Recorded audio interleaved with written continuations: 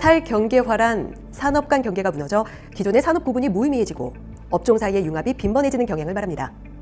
기존 산업들이 IT 산업과 만나는 과정에서 자연스럽게 나타나는 현상이라고 볼 수 있죠. 제가 질문을 하나 드리겠습니다. 카카오그룹은 IT 업체일까요? 운송업체일까요? 아니면 금융업체일까요? IT 업체이자 운송업체이자 금융업체입니다. 업종 사이의 융합을 실현하며 이 모든 것을 다 하고 있는 사례죠. 나이키는 스포츠 의류 제조업체일 뿐 아니라 헬스케어 빅데이터 제공업체이기도 합니다. 향후 탈경계화는 더욱 가파르게 진행될 것입니다. 통신사는 자율주행 서비스를 제공하는 운송업에 진출하고, 편의점은 인터넷 전문 은행과 만나 무인은행으로 진화하면서 금융서비스업으로의 진출을 준비하고 있죠. 일본에서 성공한 모델인 세븐뱅크를 보면 이미 미래가 아닌 현재 이야기이기도 합니다. 147년의 역사를 자랑하는 세계적인 투자은행 골드만삭스도 급변하는 경영 환경에 적극적으로 대응하고 있다고 하는데요. 골드만삭스는 저성장의 장기화에 대비하기 위해 성과 창출형 비용 절감 노력과 함께 향후 발전 가능성이 높은 신성장, 신기술 분야에 과감한 투자를 함으로써 지속적인 성장을 도모하고 있습니다. 골드만삭스의 최고 경영자인 로이드 블랭크페이는 골드만삭스를 금융기업이 아닌 IT 기업으로 소개할 정도로 IT 분야에 집중적으로 투자하고 있습니다. 골드만삭스 직원의 약 27%가 IT 관련 엔지니어와 프로그래머라고 합니다. 대표적인 IT 기업 중 하나인 페이스북이나 트위터보다 더 많은 IT 전문 인력을 보유하고 있는 거죠. 그렇다면 골드만삭스는 금융기업일까요? IT 기업일까요? 오늘은 6대 물결의 세 번째, 탈경계화에 대한 강의를 들으며 지금 여러분이 하고 있는 일은 어떤 융합을 하여 한 걸음 나아갈 수 있을지 생각해 보시길 바랍니다.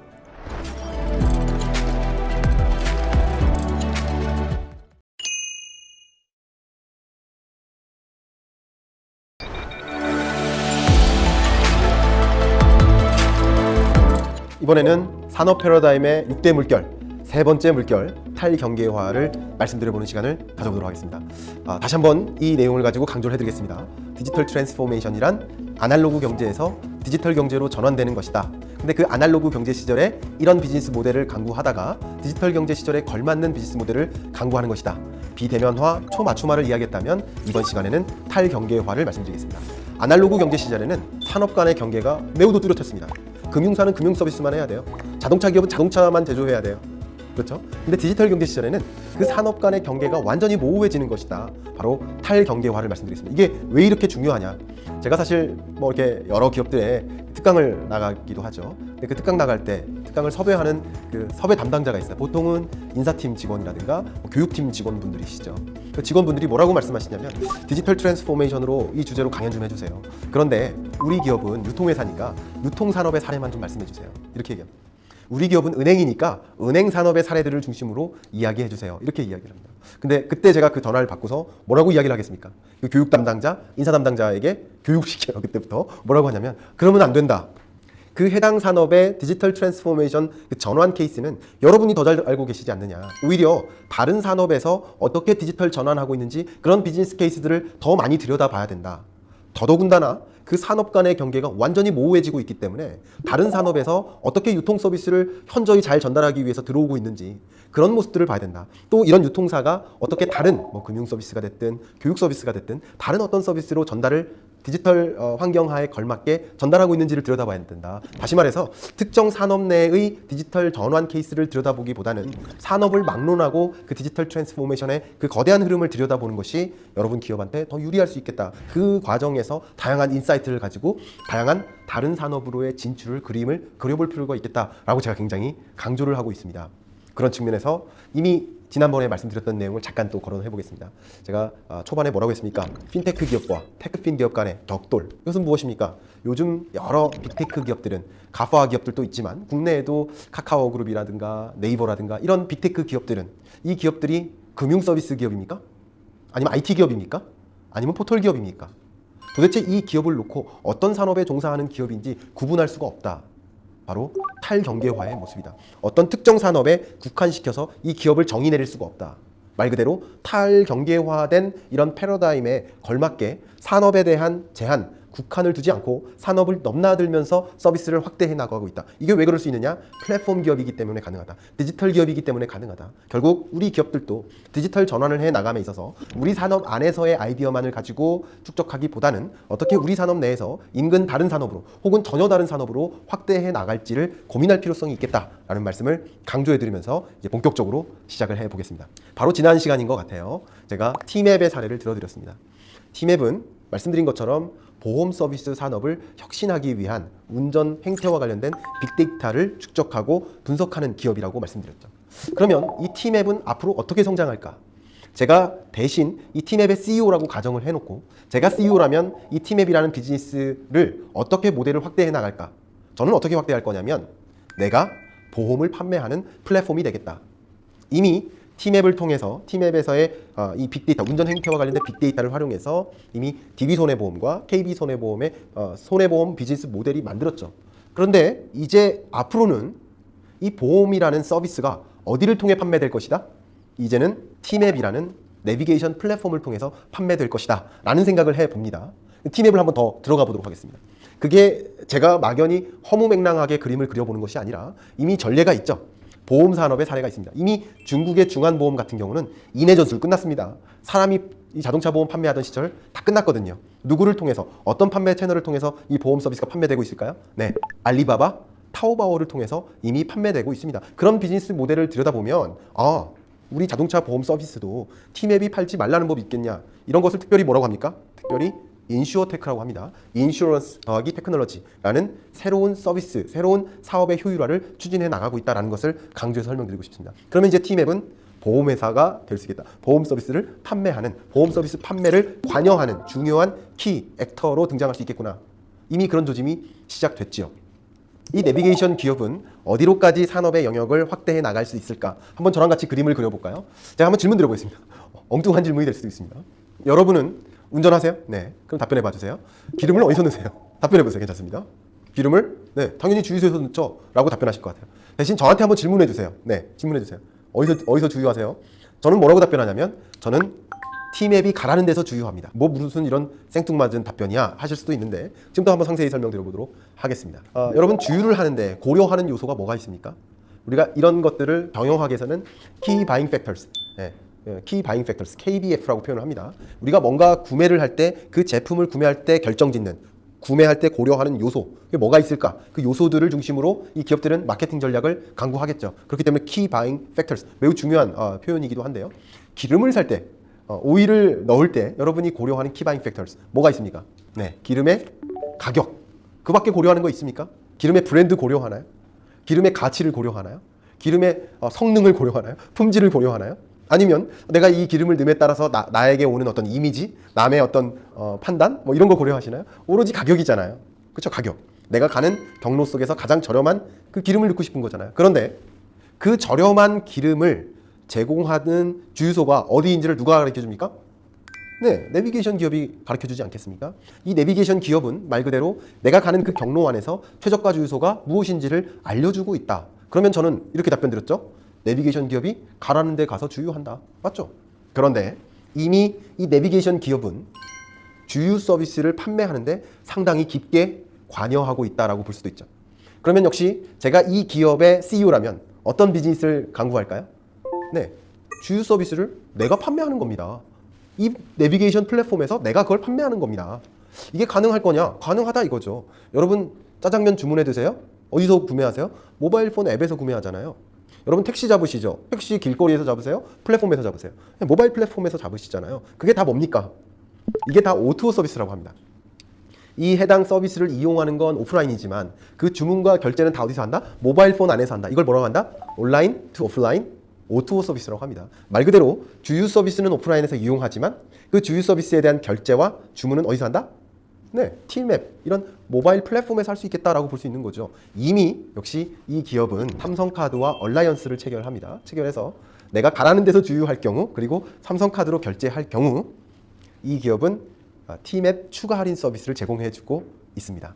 저도 이걸 즐겨 이용하기 때문에 이 서비스가 얼마나 많이 내가 사용했는지, 그리고 얼마나 T맵 별도의 할인을 받아오고 있는지를 확인할 수 있습니다. 이런 것들이 바로 이 내비게이션 기업에 영위할 수 있는 비즈니스 영역입니다. 자, 그러면 다시 한번 T맵을 생각해 보면 이 기업은 주유 서비스를 판매하는 플랫폼 기업으로 성장할 수 있겠구나, 이런 그림을 또 그려볼 수 있겠죠. 마지막으로 한 단계만 더 가보겠습니다. 제가 들어드리려면 정말 끝도 없습니다. 어디까지 전개될 것인지. 자, 마지막 사례는 바로 주차장입니다. 여러분이 어디 길을 찾아갑니다. 어떤 맛집에 가요. 그 맛집이 주차가 되는지 안 되는지를 확인하십니까? 저는 자주 확인을 합니다. 그러면 해당 회사를 혹은 그 해당 지점을 찾아서 주차 여부가 가능한지를 확인하거나 아니면 전화를 할 때도 있어요. 그런데 이 내비게이션 기업은 그 목적지에 주차가 가능한지, 주차 요금이 얼마 정도 되는지를 알려준다, 안 알려준다? 알려준다, 이겁니다. 제가 한 4, 5년 전에 제안했던 비즈니스인데요. 또 주차장을 공유할 수 없을까라는 생각을 해봐요. 예를 들어 보겠습니다. 여러분이 강남역 인근에 거주하세요. 그리고 그냥 혼자 사세요. 그러면 그 건물에 할당된 여러분의 주차장이 하나 있겠죠. 그리고 여러분이 만약에 여의도로 출근한다고 생각해 보세요. 그럼 아침 8시부터 저녁 7시까지 그 주차장이 비죠. 그럼 그 비는 주차장을 그 해당 시간 동안 어떻게 할 수 있을까요? 공유할 수 있지 않을까요? 공유해서 주차장이 돈을 벌어다 주는 구조를 만들면 좋지 않을까요? 그걸 누가 한다? 네, T맵이 그 서비스를 제공합니다. 결국 차량 공유 서비스 말고요, 주차장 공유 서비스도 제공하고 있다. 이 주차장 공유 서비스에는 이렇게 공유 서비스뿐만 아니라 주차장 사업자들과도 주차장을 공유할 수 있게 하죠. 그럼으로써 어떤 변화가 있느냐?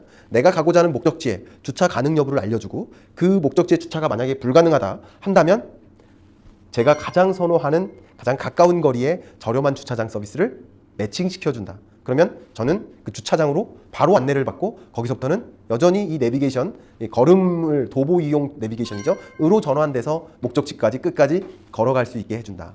이게 이 내비게이션 기업이 영위하는 비즈니스 모델입니다. 자, 여기까지만 사례를 들어보겠습니다. 여기까지만 그림을 그려보면 어떻습니까? 도대체 이 T맵은 내비게이션 기업입니까? 보험회사입니까? 아니면 주유 서비스 기업입니까? 주차장 사장님입니까? 정말 이 사업에 영위하는 카테고리가 다양해지죠. 경계가 모호해지죠. 이런 것을 보더리스, 보더가 없다, 경계가 사라진다, 탈경계화라고 볼 수 있겠습니다. 제가 또 여러분께 들어드리고 싶은 사례가 바로 구글입니다. 제가 한번 여기 제 폰이 있으니까 한번 시연을 해보겠습니다. 한번 여러분 성함 좀 알려주세요, 저한테. 네, 성함. 네, 홍길동. 자, 해보겠습니다. 오케이 구글. 홍길동 씨에게 3천만 원 입금해드려. 네, 답변이 왔습니다. 답변이 제 연락처 리스트에 안 계시는 분이라고 합니다. 네, 아쉽게도 송금을 못해드립니다. 지금 잠깐 보신 것처럼 구글은 단순히 오케이 구글 3천만 원 누구에게 송금해줘, 나는 이 문장만 가지고 송금이 완료되는 서비스를 런칭했습니다. 또 나아가서 이 스마트폰뿐만 아니라 여러 인공지능 스피커들과 해당 서비스를 연동시켜 나가고 있고요. 이 송금 기능뿐만 아니라 화자 인증 기능이 아직은 미흡해요. 무슨 말이냐? 목소리는 인식하지만 이 목소리가 A라는 사람의 목소리인지 B라는 사람의 목소리인지, 왜냐하면 제 스마트폰은 제 목소리만 인식해야 될 거 아니에요, 그렇죠? 그렇기 때문에 화자, 말하는 사람을 인증하는 기능을 고도화해 나가고 있고요. 그게 고도화가 완료되면 구글 홈을 통한 송금 기능까지 스마트폰과 이 인공지능 스피커까지 연동시켜서 아무 때나 거실에서 누구한테 얼마 송금해줘, 나는 이런 말만 가지고 송금이 완료되는 이런 시스템을 강구하고 있는 상황입니다. 자, 그러면 구글을 한번 들여다볼게요. 가장 대표적인 구글의 지금 산업의 경계는 어디까지냐면 자동차 산업입니다. 여러분, 현대자동차하고 구글하고 같이 협업 모델로 자율주행차를 만들어 나가고 있습니다.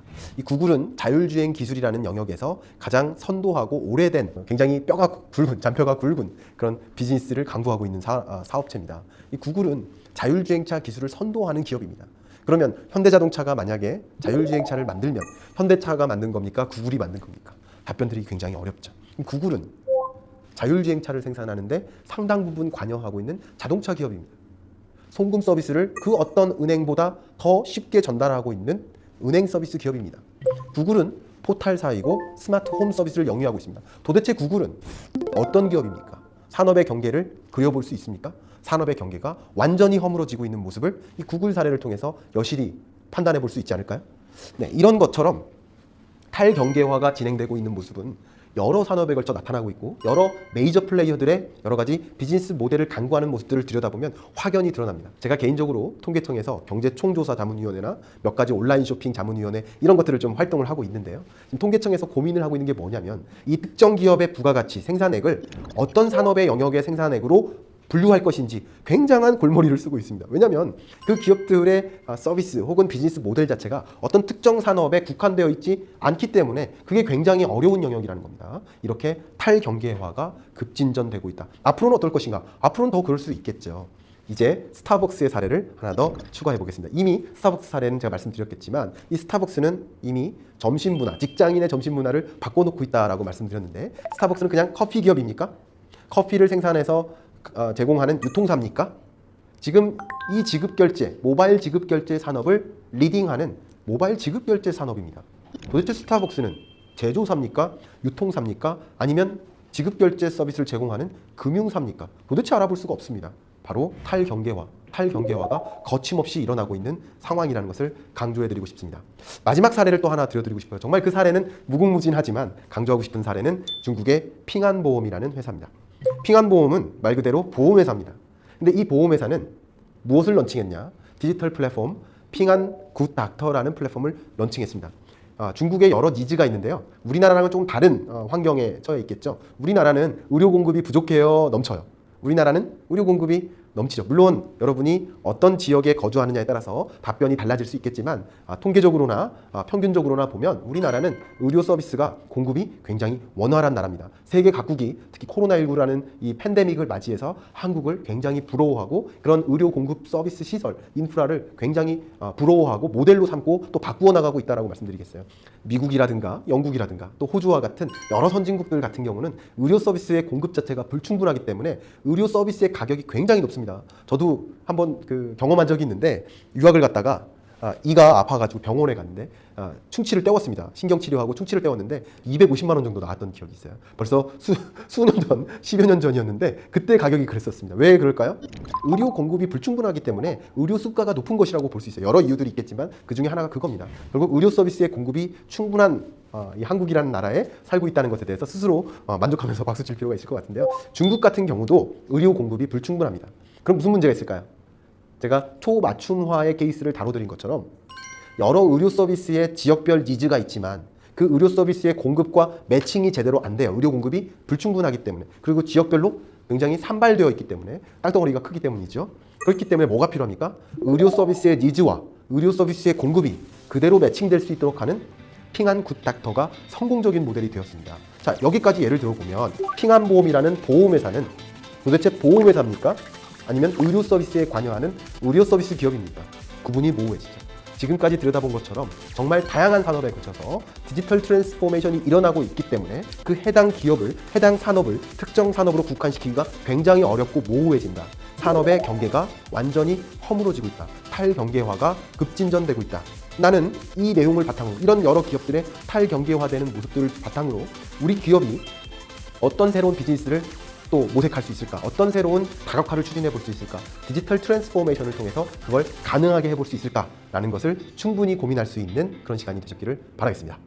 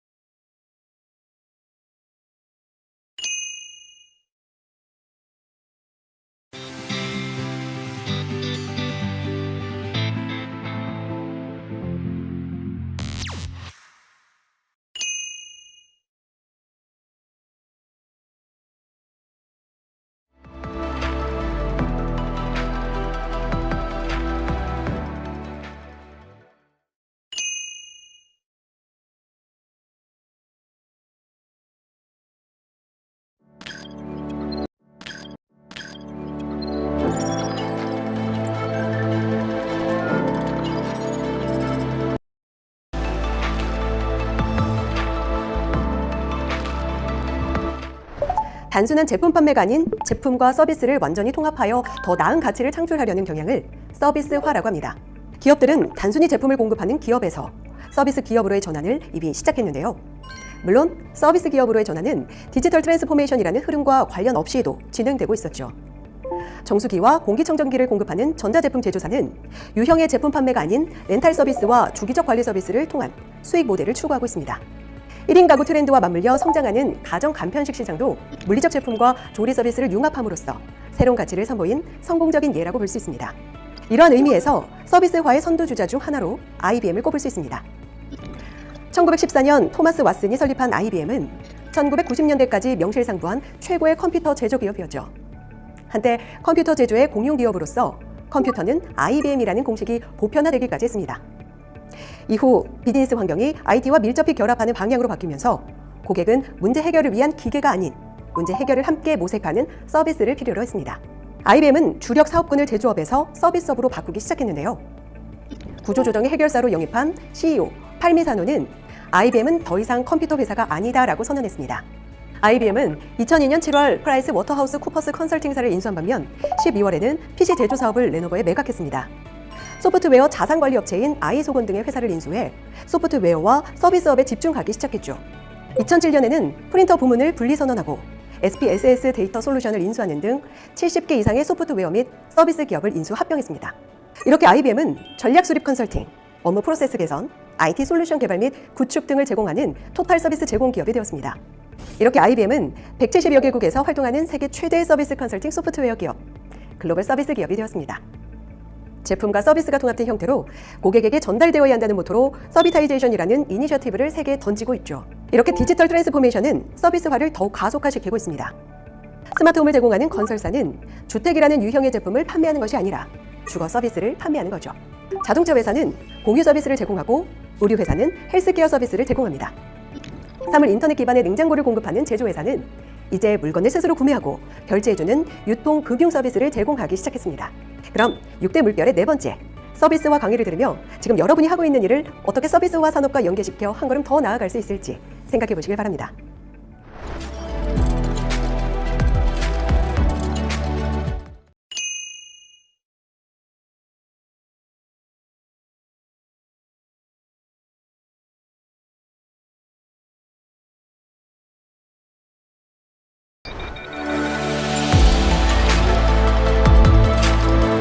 산업 패러다임의 6대 물결, 그 네 번째 변화, 서비타이제이션, 서비스화를 시작해 보도록 하겠습니다.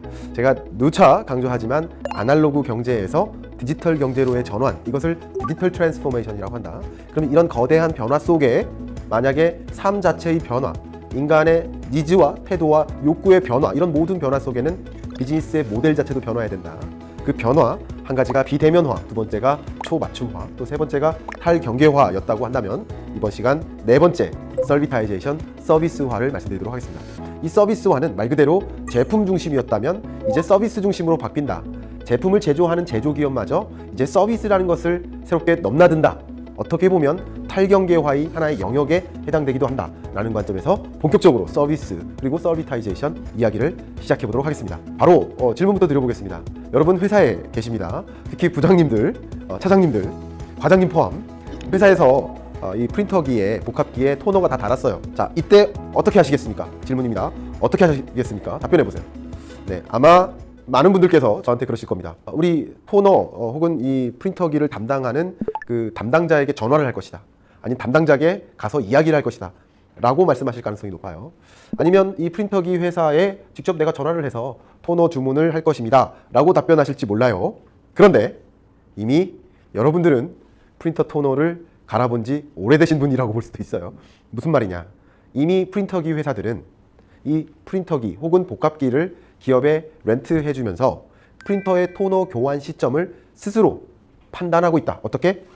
이 프린터기 안에 있는 사물 인터넷 기술이 실시간으로 이 센터와 커뮤니케이션하고 있다. 그래서 필요한 상황에는 이 프린터기가 직접 토너 교환 시점이 됐음을 센터에 알리고 이 토너의 배송 시점을 전달하고 알아서 자동으로 이 토너의 배달이 오는 것이다. 그러면 이 프린터기 회사는 과거엔 단순히 프린터기를 제조해서 공급하는 비즈니스를 했다면, 제조업이었다면 이 프린터기를 공급하는 제품을 제조하는 데 멈추는 게 아니라 제조된 제품을 이용해서 추가적인 서비스를 제공하고 있더라. 바로 이 디지털 기술들, 지금은 사물 인터넷 기술인데요. 디지털 기술들이 실제 산업에 활용되면서 벌어지는 서비타이제이션의 그 거대한 흐름이라는 것을 강조하고 싶습니다. 제가 직접 이 사물 인터넷 기술을 여러분들께 이해가기 쉽게 한번 시연해 보도록 하겠습니다. 여러분들 일상 속에서 차키 혹은 뭐 여러 가지 열쇠 많이 잃어버리시지 않습니까? 또 자주 잃어버리시는 물건 뭐가 있습니까? 네, 스마트폰도 자주 잃어버리지 않습니까? 내가 어디다 뒀지 하면서 하루에 여러 번을 찾기도 합니다. 저도 그런 일이 하도 많아서 사물 인터넷 기술을 심어놨습니다. 어떻게 하는지 제가 시연해 보도록 하겠습니다. 지금 현재 제 스마트폰을 가지고 있지만 키가 어디 있는지 못 찾겠어요. 지금 당장 찾기를 찾아서 빨리 약속 장소로 이동해야 되는데 찾기를 못 찾고 있습니다. 어떻게 할까요? 자, 이 스마트폰을 이용해서 이미 사물 인터넷 기술과 연동되어 있는 기술을 이용해서 시연해 보고 있습니다. 네, 소리가 납니까? 네, 소리가 크게 나죠. 제 찾기를 찾은 겁니다. 자, 이제 다시 꺼보겠습니다. 이번에는 반대로 여러분 스마트폰도 자주 잃어버리시잖아요. 스마트폰을 찾고 싶어요. 내 스마트폰 어디 있지? 그러면 이 스마트폰과 연동되어 있는 이 사물 인터넷 기술을 이용해서 스마트폰을 역시 찾아보도록 하겠습니다. 눌렀습니다. 스마트폰이 어디 있는지 몰랐는데 보니까 여기에 있었네요. 지금 보신 것처럼 저는 이 간단한 사물 인터넷 기술을 이용해서 잃어버린 물건 간의 물건과 물건이 사물과 사물이 통신하고 있음을 여러분께 보여드린 것입니다. 지금 보신 것처럼 사물 인터넷 기술을 이용해서 사물과 사물을 연결시키는 데 성공했고, 이 연결시킴으로 인해서 나타날 수 있는 여러 가지 비즈니스가 있겠다. 방금 보여드렸던 이 사물 인터넷을 활용한 이 복합기 혹은 프린터기는 실시간으로 사물과 센터를 연결시키는 역할을 하지 않았나라는 것을 볼 수 있습니다. 이런 것처럼 다양한 사물 인터넷 기술을 비롯한 여러 기술들을 활용해서 우리는 서비스화가 가능해졌다라는 것을 보여드리는 사례입니다. 제가 이것과 유사한 하나의 또 다른 서비스를 말씀드려보면 마이크 회사입니다. 독일에 있는 마이크 회사는 단순히 이 마이크를 공급하는 데 멈추는 것이 아니라 여러 호텔에 이 값비싼 마이크, 무선 마이크를 제공해 놓으면 거기에 사물 인터넷 기술을 심어놓고 뭐합니까? 이 제품의 수명을 실시간으로 판단하는 겁니다. 그래서 마이크 수명이 거의 다 달았을 때 마케팅하면 되는 거죠. 이 마이크 회사가 해당 호텔 서비스에게 전화해서 혹시 마이크 수명 다 되지 않았습니까? 지금 개선된 마이크 이런 것들이 나왔는데 하면서 마케팅 어프로치를 할 수 있지 않겠습니까? 이런 것처럼 마이크를 생산하는 회사지만 마이크를 활용한 추가적인 서비스를 공급하고 그것을 통해서 비즈니스를 더 확대해 나갈 수 있겠다라는 생각이 드네요. 이런 것처럼 그 밖에 여러 제조 기업들이 단순히 제품을 제조하는 데 멈추지 않고 디지털 기술들 혹은 디지털 플랫폼을 이용해서 서비타이제이션을 실현하고 있다. 저는 가장 대표적으로 생각나는 그 기업이 제주 삼다수를 생산하는 기업입니다. 제주 삼다수라는 기업은 말 그대로 물을 생산하는 기업이죠. 여러분, 우리나라를 대표하는 물 중에 하나 아닙니까? 근데 이 물이라는 제품을 생산하고 멈추는 것이 아니라 이 물을 자유롭게 공급받을 수 있는 디지털 플랫폼을 런칭했습니다. 이 삼다수라는 디지털 플랫폼을 이용하면 나는 가장 적절한 시점에 가장 원하는 초배송 서비스로 물을 배송받을 수 있는 것이죠. 지금 어떻게 보면 정수기와 이 소위 말하는 물병 간에 격돌이 벌어지고 있는 상황이 있을 수 있는데 정수기가 주는 효용이 뭡니까? 소비자에게? 물을 매번 마트에서 사올 필요가 없어진다. 그 무거운 물을 굳이 내가 직접 들고 올 필요가 없어진다. 물을 온라인 쇼핑 매번 껌껌이 주문할 필요가 없어진다. 라는 건데 이 물병, 삼다수가 생산하는 이 물은 그럴 필요마저 없어지는 것이고요. 제가 이미 초맞춤화 시간에 여러분께 설명드렸던 것처럼 이 삼다수에서는 이제 축적되는 빅데이터를 활용해서 물을 보통 얼마만큼 자주 응용하는지, 얼마 만에 한 번씩 이 물을 적절하게 배송해야 되는지라는 것을 누가 더 잘 알고 있다? 빅데이터를 축적한 삼다수 플랫폼이 알고 있겠다. 그러면 이 삼다수 플랫폼은 물을 생산하는 데 멈추는 것이 아니라 배송이라는, 물류라는 서비스업까지 진출하는 서비타이제이션의 사례를 보여드리고 있는 것이다 라고 볼 수 있겠습니다. 제가 한 수년 됐는데요. 한 3, 4년 전에 한 정수기 회사에 강연을 갔다가 무슨 제안을 했냐면 방금 말씀드린 이 서비타이제이션의 사례를 말씀드렸어요. 한번 질문 드려볼까요? 한 달에 여러분 댁내에 물의 수요가 어느 정도 되십니까? 근데 그 물의 수요는 아마도 5인 가구일 때와 1인 가구일 때는 완전히 다르지 않겠습니까? 그렇죠? 어쩌면 물을 마시는 양이 많고 물을 마시는 빈도가 많은 가정이라면 정수기의 필터 교환 시점이 더 짧아야 되지 않나요? 그리고 물을 더디 마시면 물을 상대적으로 교환하는 그 필터 교환 시점 자체를 조금 더 더디게 만들어야 되지 않나요? 맞춤화시킬 필요가 있지 않나요? 그걸 어떻게 가능하냐?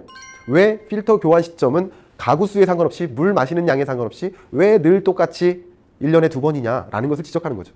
역시 이 정수기 안에 사물 인터넷 기술을 이용한다면 그런 서비스에도 더 정교함이 가능하겠다라는 이야기를 하고 싶은 겁니다.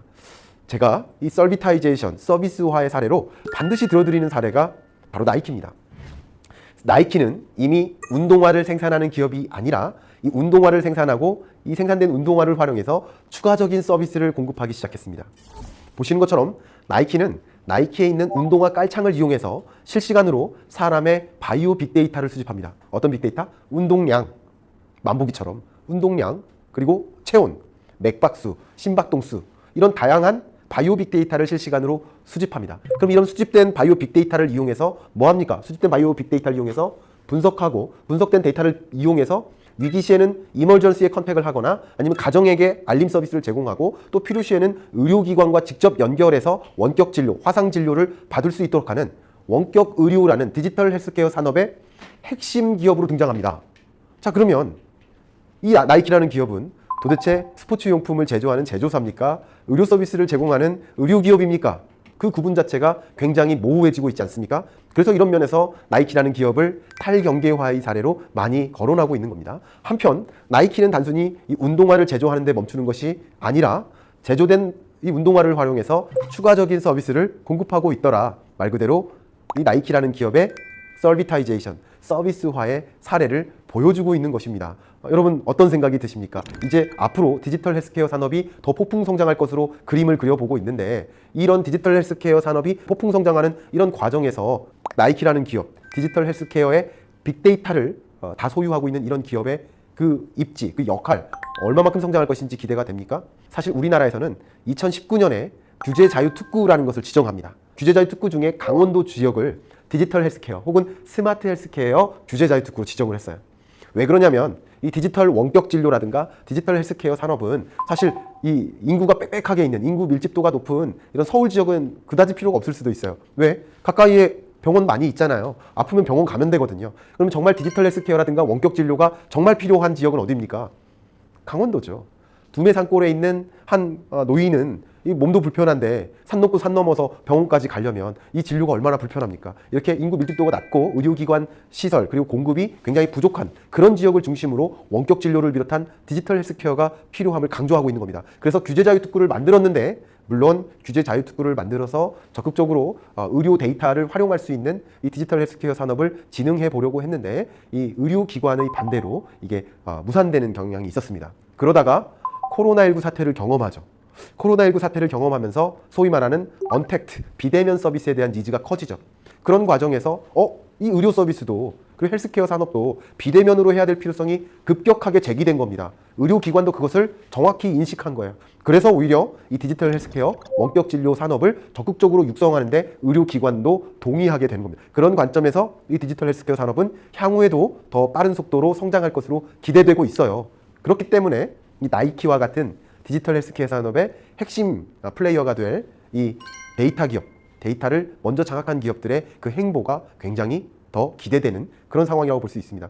이런 흐름 속에 우리 기업은 뭐 하고 있을까? 우리나라 정부는 지금 현재 뭐 하고 있을까를 항상 생각해야 됩니다. 여러분 기업들도 이런 빅데이터 산업 영역에서 우리가 할 역할은 무엇이 있을까라는 것을 고민할 수 있는 그런 계기가 됐으면 좋겠습니다. 아주 비슷한 사례가 일본에 있는 NTT 도코모죠. 주로 사물 인터넷 기술을 이용해서 뭐 하는 겁니까? 웨어러블 기기와 사물 인터넷 기술을 이용해서 실시간으로 바이오 빅데이터를 수집하는 장치를 옷이나 아니면 이 밴드나 시계 이런 곳에 심어놓고 말 그대로 바이오 빅데이터를 실시간으로 수집하는 그런 장치를 활용해서 디지털 헬스케어 산업을 리딩하고자 하는 그런 경로 속에 있다라고 소개를 하고 싶습니다. 또 이 서비스화, 서비타이제이션의 재밌는 사례 하나를 또 말씀드려보고자 합니다.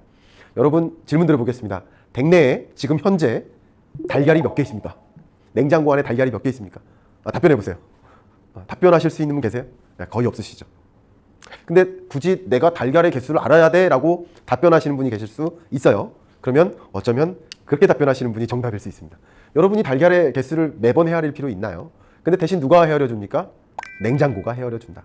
IoT 냉장고죠. 삼성전자의 IoT 냉장고는 사물 인터넷 기술을 이용해서 이 냉장고 안에 있는 여러 식자재, 이 달걀을 비롯한 여러 식자재의 공급과 수요를 실시간으로 모니터링한다. 그래서 달걀이 떨어졌네? 사과가 떨어졌네? 라는 것을 판단하면 이 IoT 냉장고는 이미 결합되어 있는 지급결제 플랫폼 마스터카드와 결합을 해서 뭐합니까? 직접 주문을 놓습니다.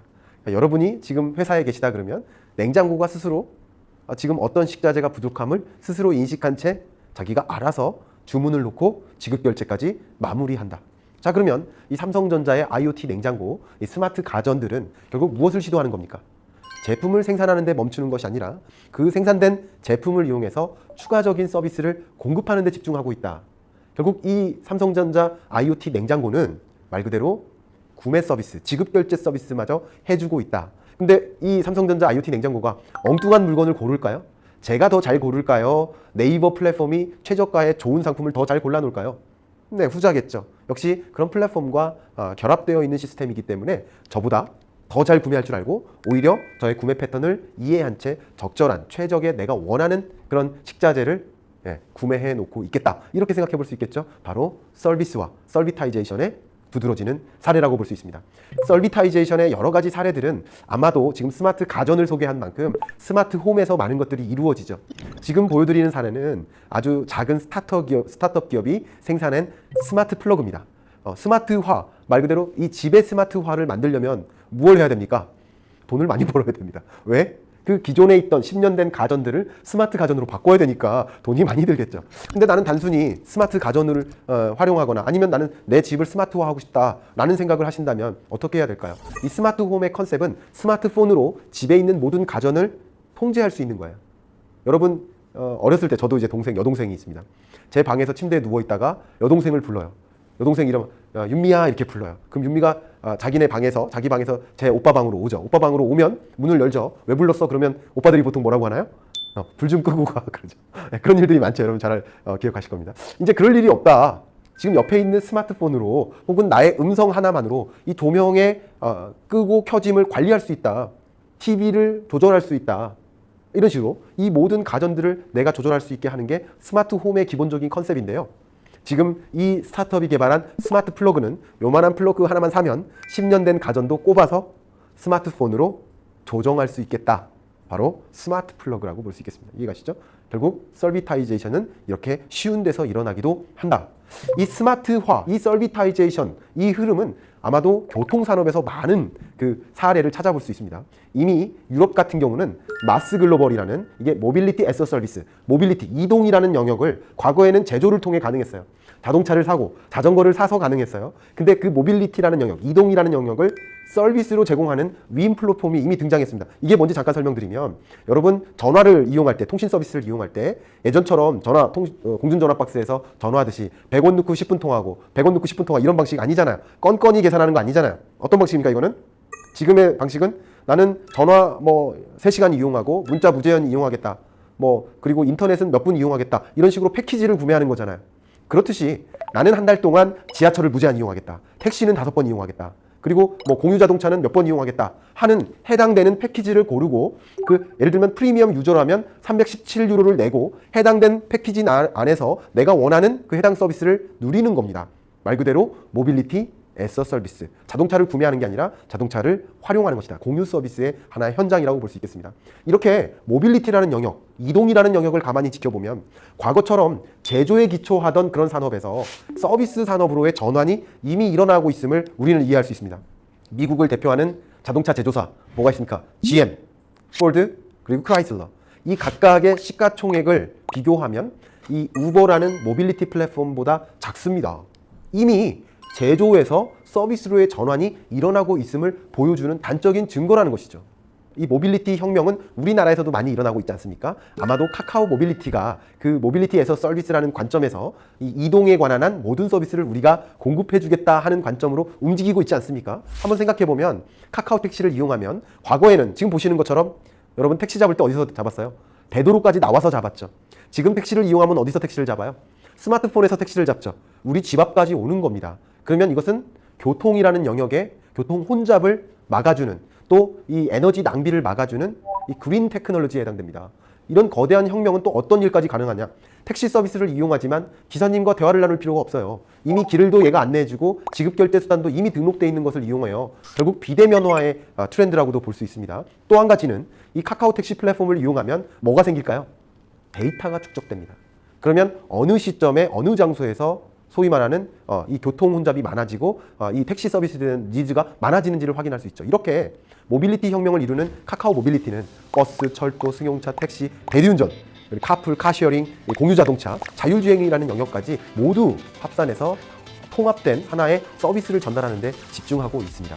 이렇게 여러 산업에 걸쳐서 디지털 기술들을 활용해서 제품을 제조하는 데 멈추는 게 아니라 추가적인 다양한 서비스를 공급하는 데 집중하고 있음을 이해할 수 있는 시간 되었다고 생각합니다.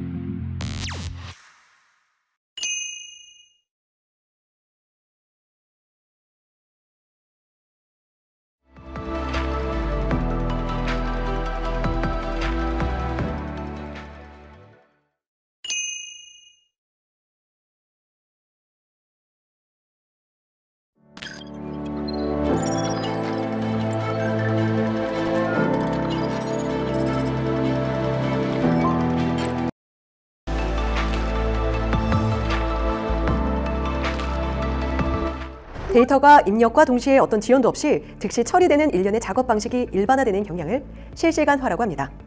사물 인터넷, 센서, 빅데이터 기술들을 실시간화를 주도하고 있습니다. 실시간화하면 어떤 모델이 떠오르시나요? 몇 가지 사례를 말씀드리도록 하겠습니다. 버섯 농장을 운영하는 농부가 하루에도 여러 번 농장을 들러 확인할 필요가 없이 실시간으로 농장의 온도, 습도 등의 운영 조건을 스마트폰을 이용해 확인할 수 있습니다. 블록체인은 관계되는 수많은 사람과 정보를 실시간, 분산적으로 저장해주기 때문에 A와 B가 체결한 계약 내용을 일일이 C에게 전달해둘 필요가 없게 되죠. 인터넷 전문 은행은 다양한 빅데이터에 기초해 실시간으로 나의 채무 상환 능력을 판단하기 때문에 대출을 신청한 금융 소비자를 기다리게 할 이유가 없게 됩니다. 실시간화의 가장 대표적 예가 바로 스마트 공장입니다. 스마트 공장이란 설계, 개발, 제조 및 유통 등 전체 생산 과정에 정보통신 기술을 적용하여 맞춤형 제품을 적시에 생산하는 지능형 공장을 말합니다. 제조업 위기의 돌파구로 주목받고 있는 스마트 공장은 GE, 인텔, 지멘스 등 세계적 기업을 중심으로 급속히 확산되고 있는데요. 2016년 시장 조사업체 마켓앤마켓에 따르면 세계 스마트 공장은 2016년에서 2022년간 연평균 성장률 10.4%로 성장을 지속하여 2022년 74.8억 달러 규모에 이를 것으로 보입니다. 스마트 공장을 구성하는 주요 요소 중 하나인 스마트 기계는 기업 안팎의 클라우드 네트워크와 실시간으로 데이터와 정보를 주고받으며 최적의 생산 효율을 가능하게 하며 가상현실 시스템은 실제 생산 프로세스와 동일한 상태를 사이버상에 구현함으로써 기업의 생산성 증진에 기여합니다. 그럼 6대 물결의 5번째, 실시간화에 대한 강의를 들으며 지금 여러분이 하고 있는 일을 어떻게 산업과 연계시켜 한 걸음 더 나아갈 수 있을지 생각해 보시길 바랍니다.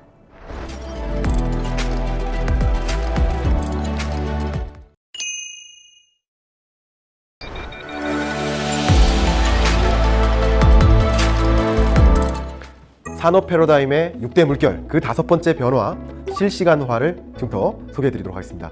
아날로그 경제에서 디지털 경제로의 전환 과정에서 이런 6가지 변화, 패러다임의 변화가 일어나고 있다. 그런 관점에서 지금은 5번째 이 실시간화를 다룹니다.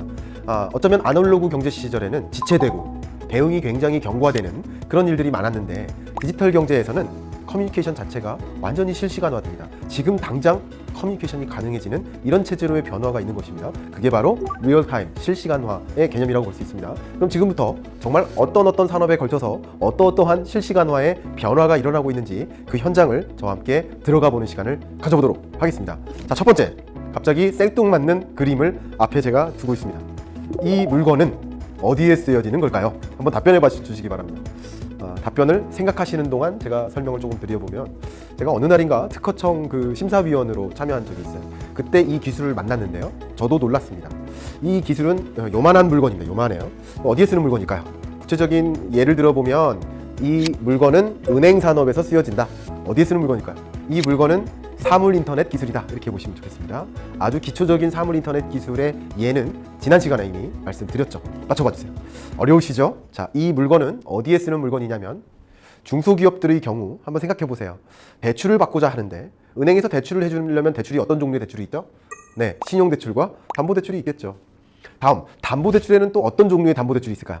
아마도 부동산 담보대출이 있다면 동산담보대출이라는 것도 있겠죠. 제가 이 스튜디오에서 녹화를 진행하고 있는데 여기에 있는 여러 기기들이 굉장히 고가의 값비싼 물건들이라고 합니다. 근데 이런 중소기업들은 부동산이 있습니까? 없거든요. 그럼 부동산 말고 이 중소기업들이 가지고 있는 물건 뭐가 있을까요?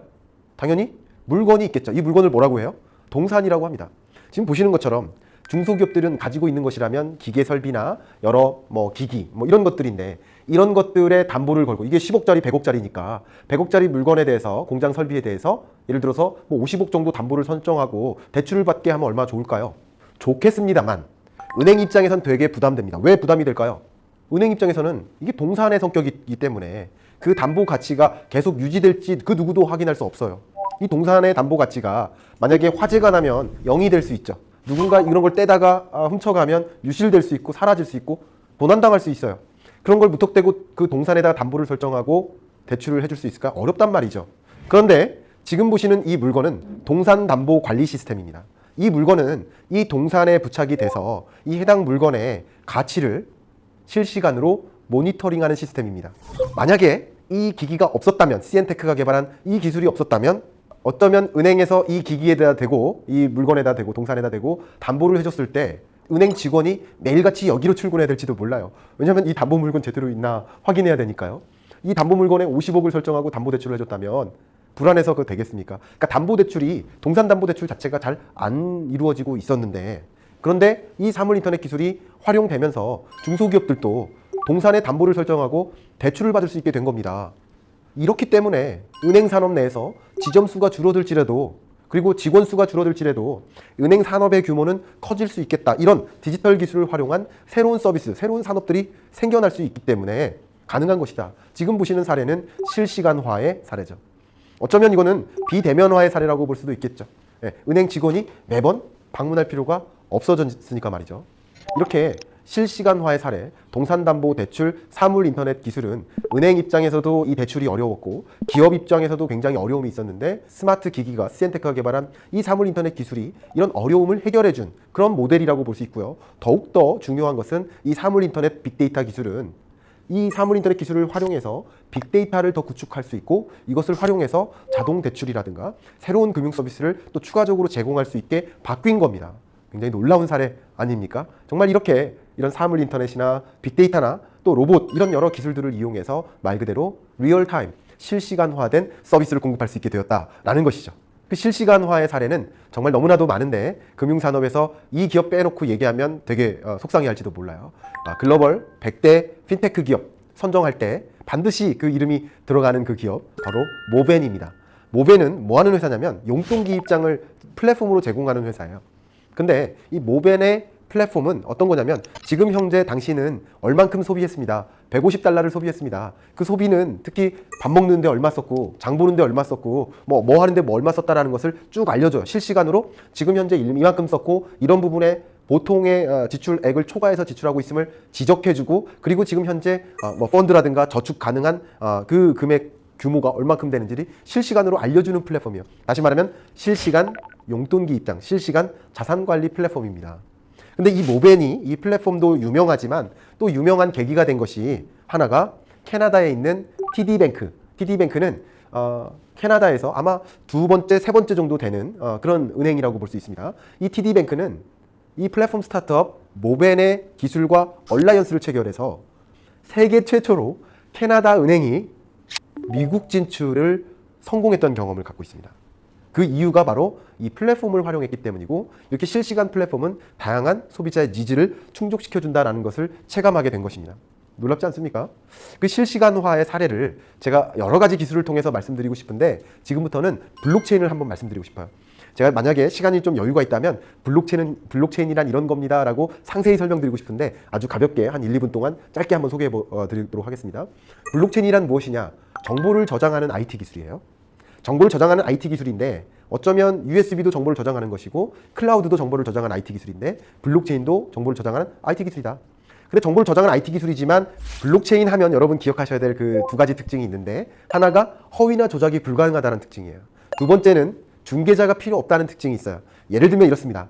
단체 톡방을 하나 만들었다고 생각해 보세요. 이 단체 톡방 안에 어떤 금융사가 있고 제가 있어요. 그리고 여러 주민센터나 아니면 행정안전부가 있다, 이렇게 해보세요. 그러면 이 여러 금융기관에서 저한테 여러 가지 서류를 요청합니다. 예를 들면 주민등록 등본을 요청해요.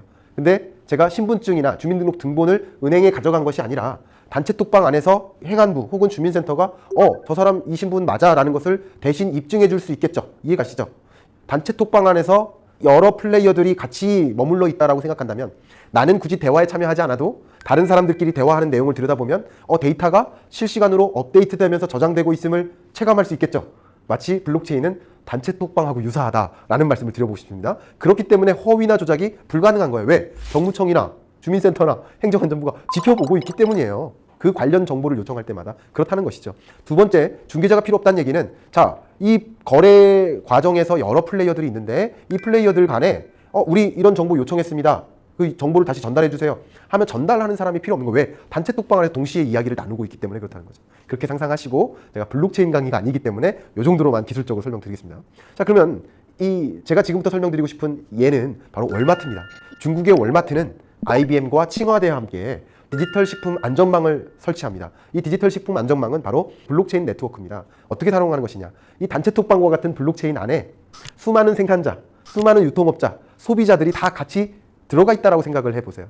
그러면 생산자가 생산하는 과정에서 여러 정보를 생산할 거 아니에요. 또 생산 일자, 원산지, 유통기한, 이런 여러 정보들을 생산할 거고, 유통업자는 또 여러 유통 체인을 거치면서 배송 정보, 배차 번호, 보관 온도, 여러 데이터들을 또 생산해낼 겁니다. 근데 이 데이터가 단체 톡방 안에서 공유되고 있는 거예요.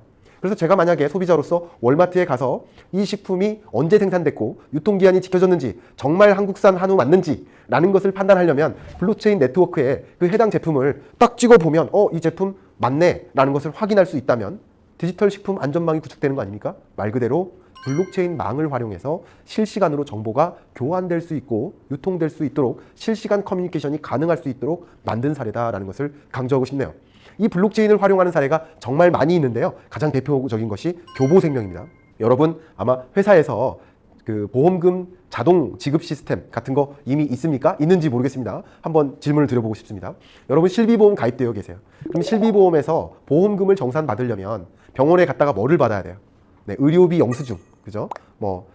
그런 서류들을 받아야 됩니다. 그럼 이 서류들을 받아다가 이 교보생명이나 보험사에 실비보험금을 받으려면 어떻게 해야 되나요? 그 다음 스캔해서 메일로 보내기, 아니면 모바일로 사진 찍어서 모바일 팩스로 보내기, 이런 행동을 해야 되잖아요. 근데 한번 생각해 볼게요. 내가 그걸 귀찮게 왜 해야 되지? 꼭 굳이 내가 그걸 하나하나 신청을 해야 되나? 신청을 안 하면 보험금 아예 안 주는 건가? 하는 의문을 제기해 볼 수가 있겠어요. 실제로 그 의문을 처음 제기했던 기업이 교보생명이라고 볼 수 있습니다. 교보생명은 블록체인 단체 톡방을 만듭니다. 이 단체 톡방에 누가 있어요? 보험회사가 들어가 있어요. 그리고 의료기관, 병원도 들어가 있어요. 그리고 역시 의료기관의 서비스 소비자, 말 그대로 의료 환자 혹은 여러 고객들이라고 표현해 볼게요. 이들이 같이 있다.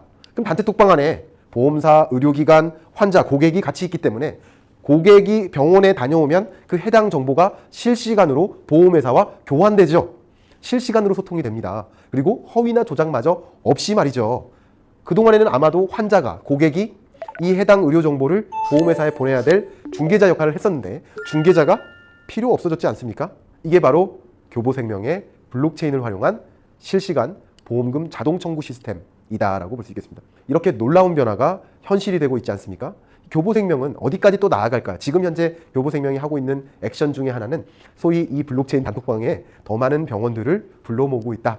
이렇게 생각하면 되겠습니다. 그러면 교보생명 이 실비보험을 가입한 환자라면 병원에 가면 자동으로 보험금이 청구되는 그런 시스템을 누릴 수 있게 될 것이다 라고 볼 수 있겠습니다. 다음, 금융산업에서 이 블록체인을 활용해서 실시간화가 가능해진 케이스를 설명해 보도록 하겠습니다.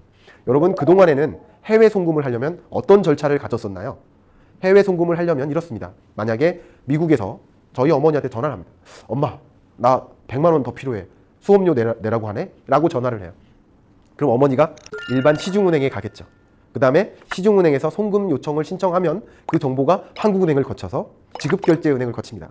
그게 또 그 해당 정보가 미국에 있는 뱅크 오브 아메리카를 거쳐서 그 해당 정보가 또 미국에 있는 시티뱅크와 같은 시중은행을 거쳐서 저한테 송금이 되는 겁니다.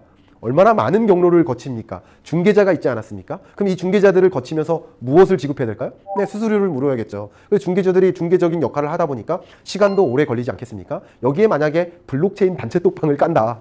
그러면 해외 송금 요청과 동시에 실시간으로 해외 송금이 이루어질 수 있다. 그게 바로 리플의 블록체인 기반 해외 송금 프로세스입니다. 이렇게 되면 자연스럽게 수수료도 절감되고 송금도 실시간화가 가능해진다라고 볼 수 있겠죠. 이런 실시간화된 디지털 트랜스포메이션은 우리 집안까지 들어와 있습니다.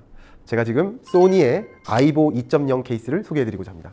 아이보 2.0은 말 그대로 돌봄 로봇이라고 볼 수 있어요. 그럼 돌봄의 대상이 누굽니까? 주인이죠. 주인을 돌보는 거예요. 어떻게? 코에 부착되어 있는 카메라가 있고요. 또 화상 인식 인공지능 시스템을 이용해서 주인에게 필요로 하는 여러 가지 정보를 제공하고도 있습니다. 이 아이보 2.0은 심지어 홈 시큐리티 서비스와 연계해서 어린이라든가 노약자를 돌봄해주는 돌봄 서비스로서 활용될 전망성이 굉장히 큰 상황이라고 볼 수 있습니다. 이렇게 실시간화된 로봇은 우리 삶까지 들어오고 있다는 것을 강조해보고 싶어요.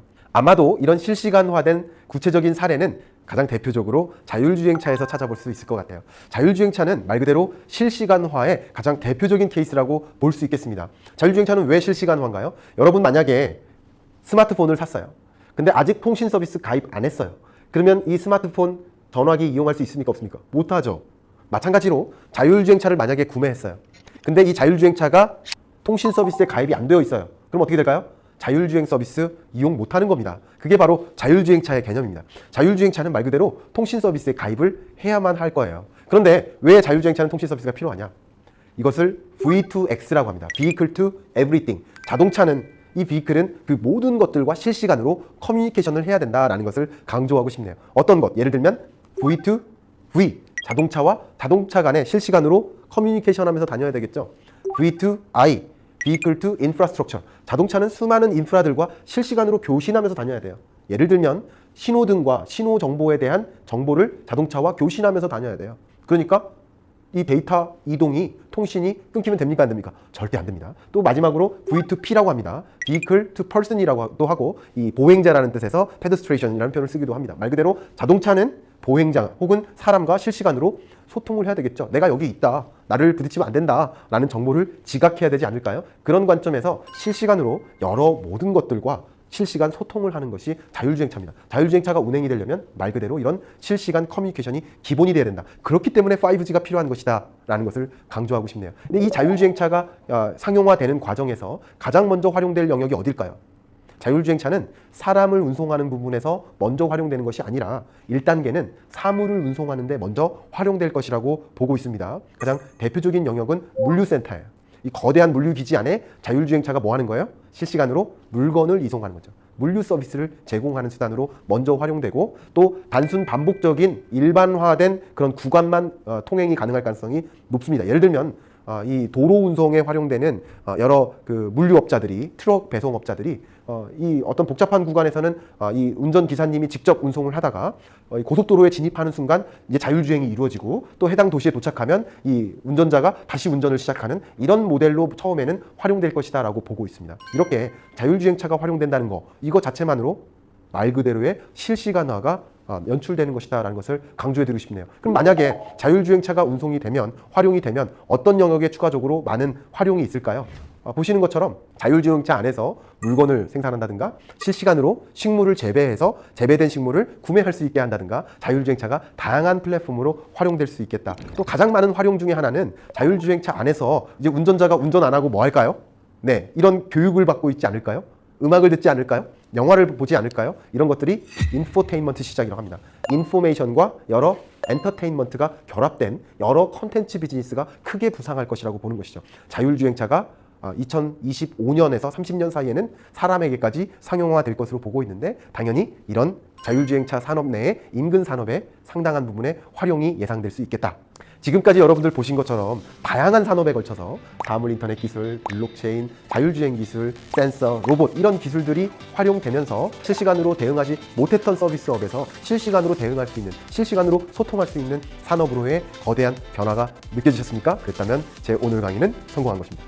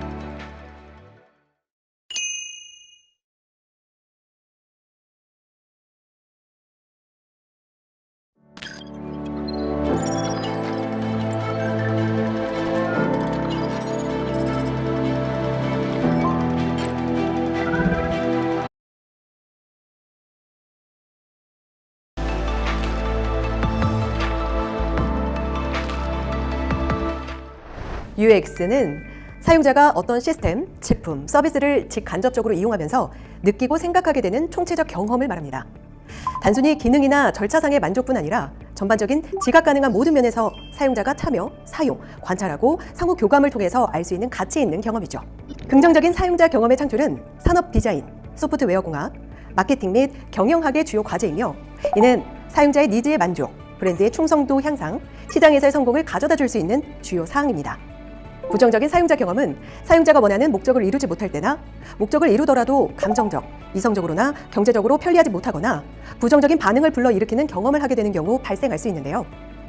긍정적인 사용자 경험을 개발, 창출하기 위해서 학술적, 실무적으로 이를 만들어내고자 하는 일을 사용자 경험 디자인이라고 합니다.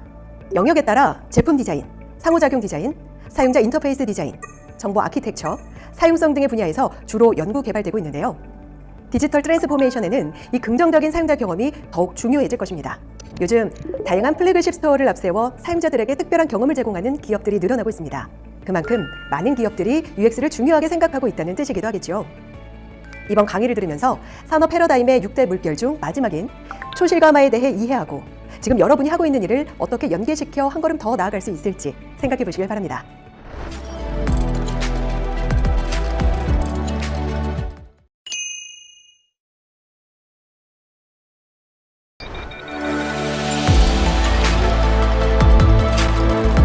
산업 패러다임의 6대 물결, 그 마지막 6번째 변화, 초실감화를 말씀드려보도록 하겠습니다.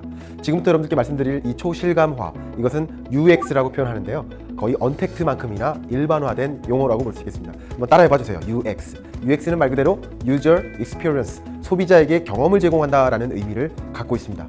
일반적으로 아날로그 경제에서 디지털 경제로 전환되고 있기 때문에 기업들은 그 달라진 경제에 맞춰서 비즈니스 모델을 전환해 나가겠다. 근데 이 아날로그 경제 시절의 비즈니스 모델들은 대부분 판매 후 경험이었어요.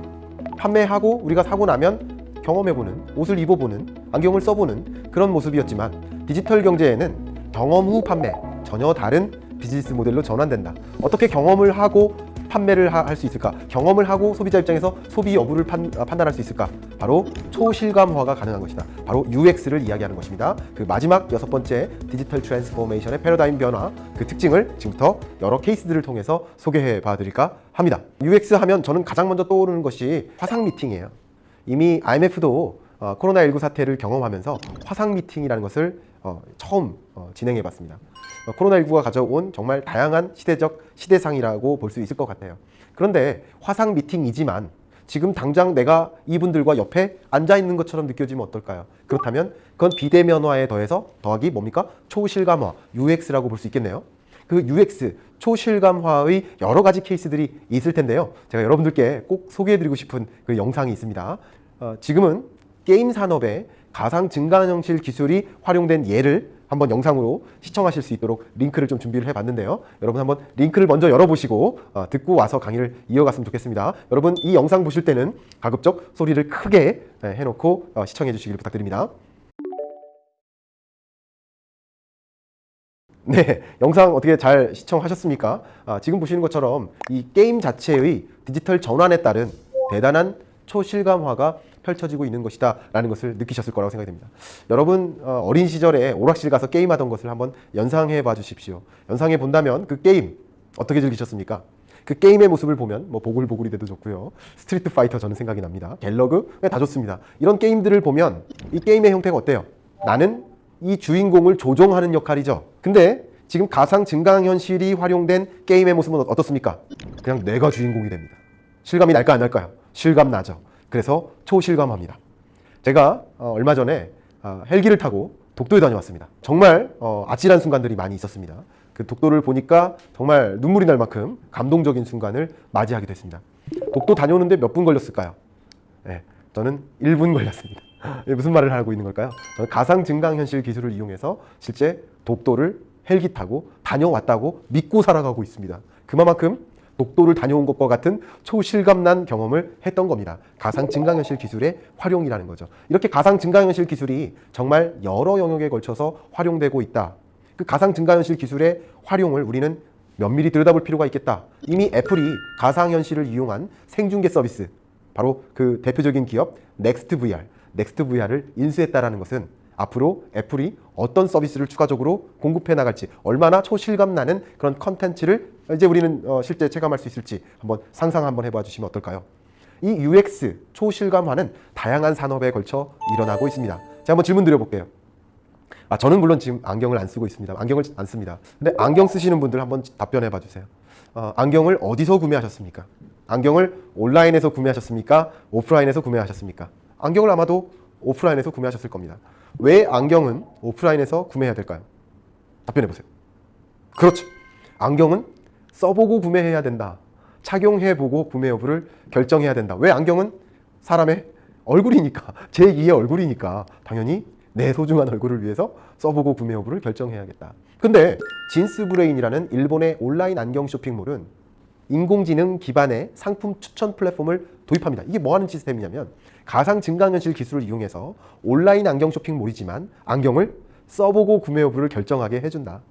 안경을 써보고 구매 여부를 결정하기 때문에 당연히 소비자 입장에서는 어떨까요? 초실감 나는 경험을 먼저 해보고 구매 여부를 나중에 판단할 수 있지 않을까요?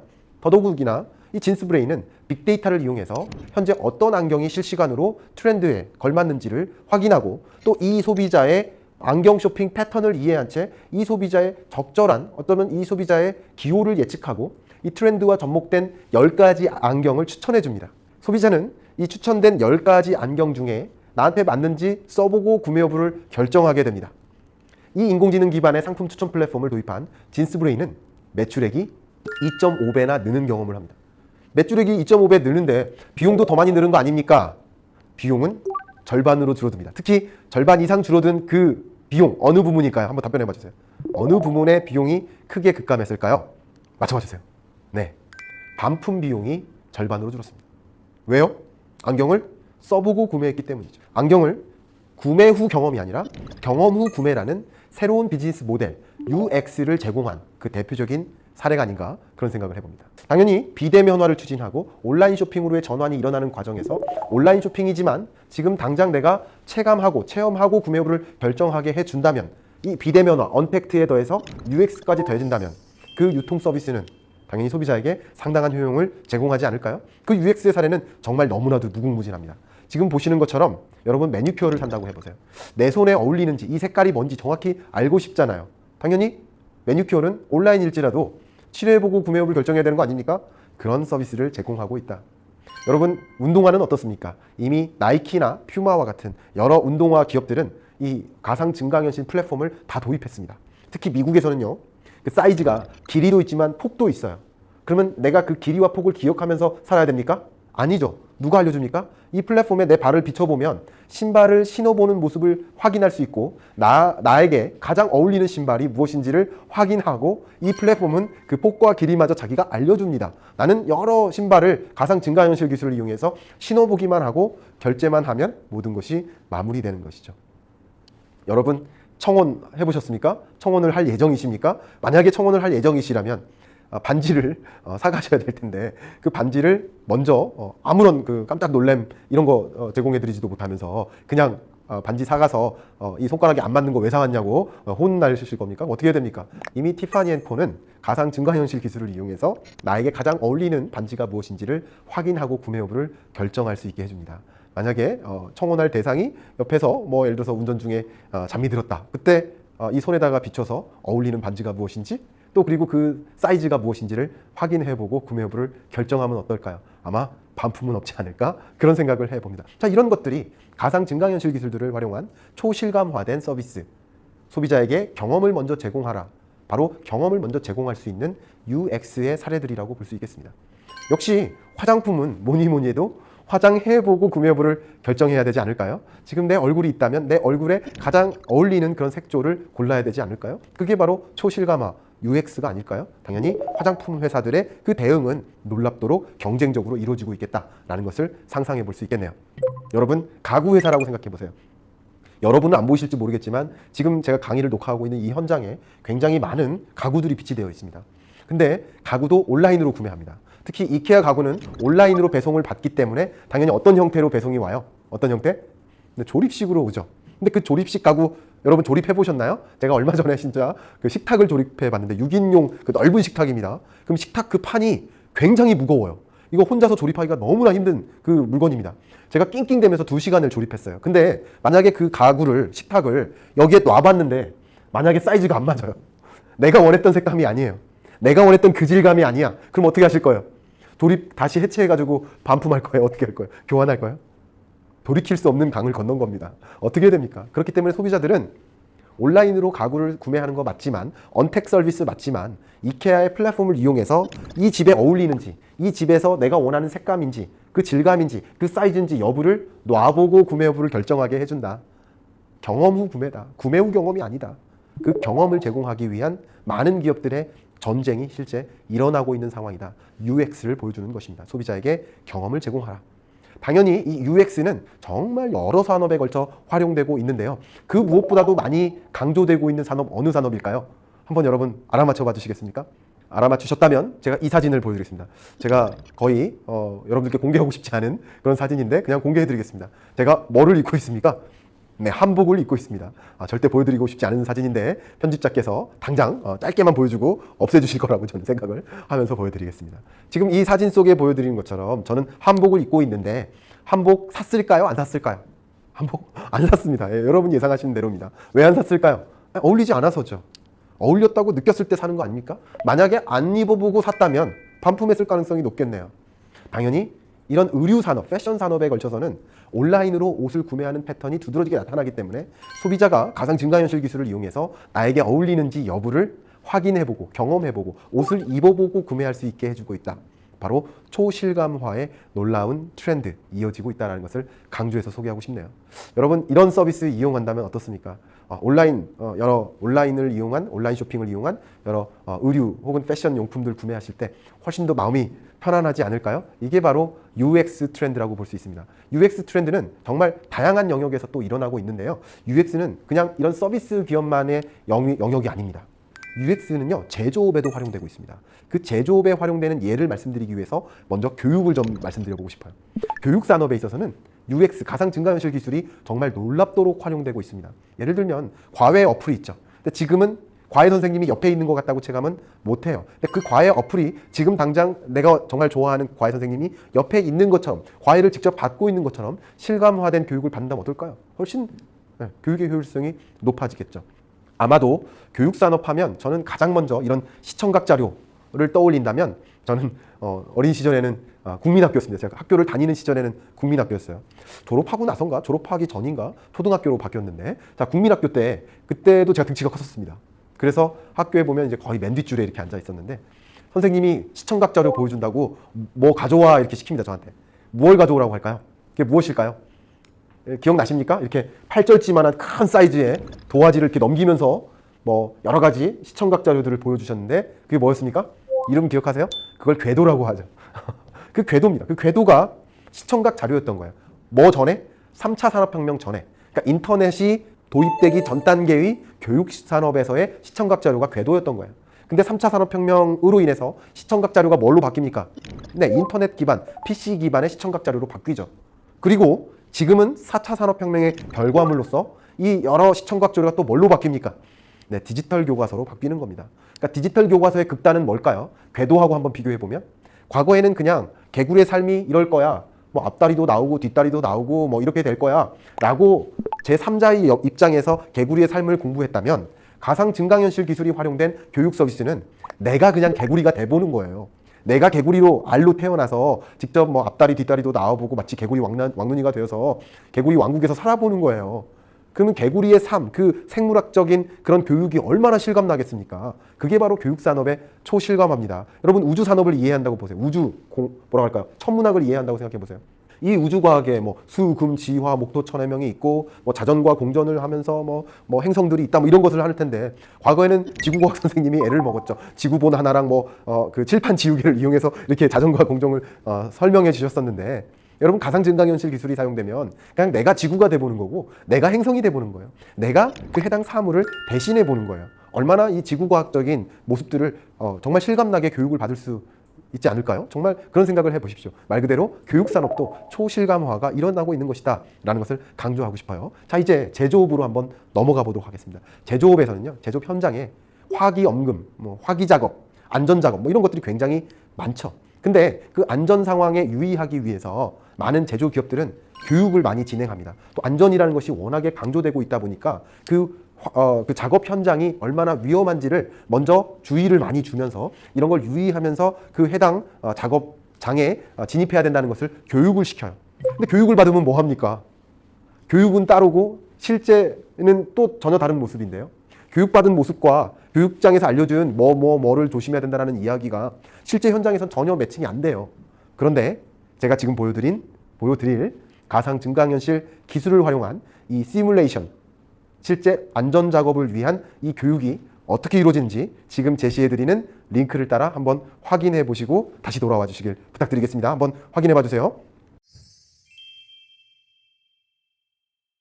예, 여러분 영상 보셨습니까? 작업 환경이 얼마나 위험한지 체감되셨습니까? 특히 이 철골들이 빙글빙글 도는 모습 이런 것들이 실제 현장에 가서 제대로 교육을 받지 않는다면 실제 안전사고의 위험이 있을 수 있을 텐데 실제 교육을 받는 그 과정 자체가 현장에 있는 것처럼 무엇에 유의해야 되는지를 초실감화된 교육을 받는다면 훨씬 그 공장이라든가 안전 작업장 자체가 훨씬 매끄럽게 안전화되지 않을까요? 이런 것들이 초실감화된 가상 증강현실 기술들을 활용한 대표적인 예라고 볼 수 있겠습니다.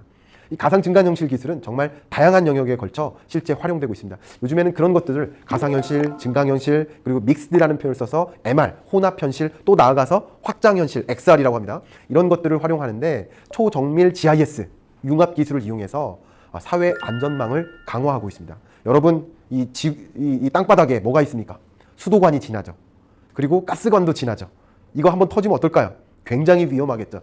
근데 여기에 있는 이 수로 혹은 가스관 이런 것들의 해체가 필요할지 아니면 또 공사 현장에서 공사를 잘못하다가 수도관이 터지거나 가스관이 터져서 대형 그 사고로 연결되는 일들이 많이 있지 않습니까?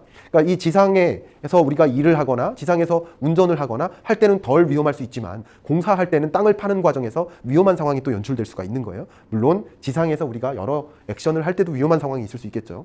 그럴 때 이 지하에 어떤 위험한 구조물이 있는지를 확인할 수 있는 그런 플랫폼이 있으면 어떨까요? 그 플랫폼이 이미 나왔습니다. 확장 현실을 이용해서 이 땅바닥에 어떤 구조물이 있고 어떤 위험한 시설들이 있는지를 먼저 확인하고 공사에 임할 수 있도록 하는 이런 초실감화된 장치, 플랫폼이 이미 도입된 거라고 볼 수 있겠습니다. 가상 증강현실 기술은 정말 다양한 영역에 걸쳐서 활용되고 있는데요. 지금 보시는 이 사진은 새만금 가상 증강현실 테마파크의 그 모형도라고 볼 수 있습니다. 이 사업을 현재 추진하고 있는데요. 테마파크를 조성합니다. 이 테마파크 안에는 동물들이 엄청나게 많아요. 심지어는 공룡도 있고 외계인도 있어요. 그런데 실제 가보면 아무 동물도 없어요. 뭡니까? 가상 증강현실을 이용한 테마파크인 거죠. 동물원이지만 동물이 없는 동물원을 추진하고 있다. 가상 증강현실을 활용한 다양한 문화산업, 스포츠산업, 여가산업에 걸쳐서 활용되고 있다.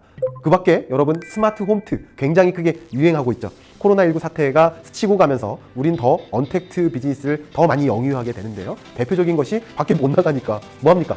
집 안에서 트레이닝한다. 스마트 홈트라고 볼 수 있겠다. 자, 지금 보시는 것처럼 이 스마트 홈트라는 것은 나 홀로 집에서 운동하고 있지만 나는 지금 이 인공지능 기술을 이용해서 가상 증강현실 기술을 이용해서 현재 요가 학원에 있는 것처럼 착각하게 만들고 실제로 요가 코치 선생님이 실시간으로 여러 코칭도 제공해주는 그런 서비스가 믹스된 거라고 볼 수 있습니다. 이렇게 다양한 산업에 걸쳐서 UX, 인공지능, 여러 가지 기술들이 접목되는 과정에서 여러 산업들이 초실감화되고 있다. 경험을 직접적으로 제공받고 구매 여부를 결정할 수 있게 되고 있다. 이런 거대한 산업 패러다임 변화 6가지 물결을 충분히 이해할 수 있는 시간이 되었기를 바랍니다.